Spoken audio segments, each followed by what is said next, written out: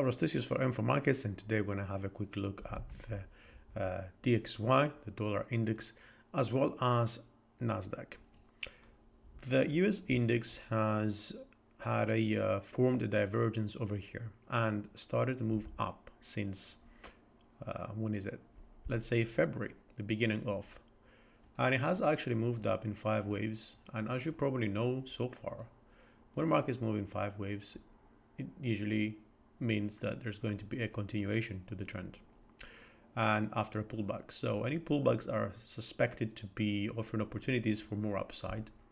And these upsides, supposedly, which I'll be eyeing 105.60 or so, would also give us potential signals on whether this is going to be a trend change or not, depending on the extension of that leg, of course.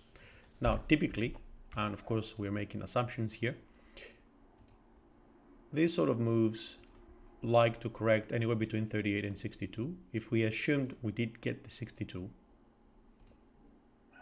then we should be looking for the 100%, which is at 105.24. Anything that gets us above 125.24 is going to be assumed as an extended leg versus the preceding one, right? And it would also increase the chances of potential extension up to around 107, which is the 1618 extension of this supposedly first leg, including the pullback. Now, we do have a bearish divergence here, and this bearish divergence, there is 2 chances, of course, for it it signals a downside first of all, but there is 2 outcomes from this. One is that we get a pullback and we'll continue higher, or we reverse. Okay, so both are still on the table, and we are going to be looking the 50%, of course. Even if we go below the 50, it doesn't change, just short-term sentiment is going to change, right?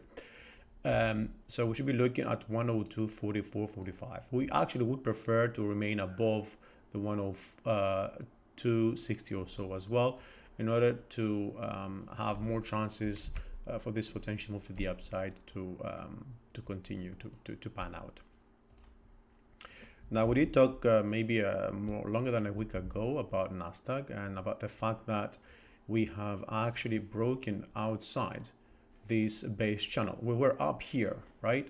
And we were looking for a move to the downside that would either lead to a rejection and further continuation to the upside, or we return back within the channel, which doesn't necessarily mean, of course, the uptrend is finished, right?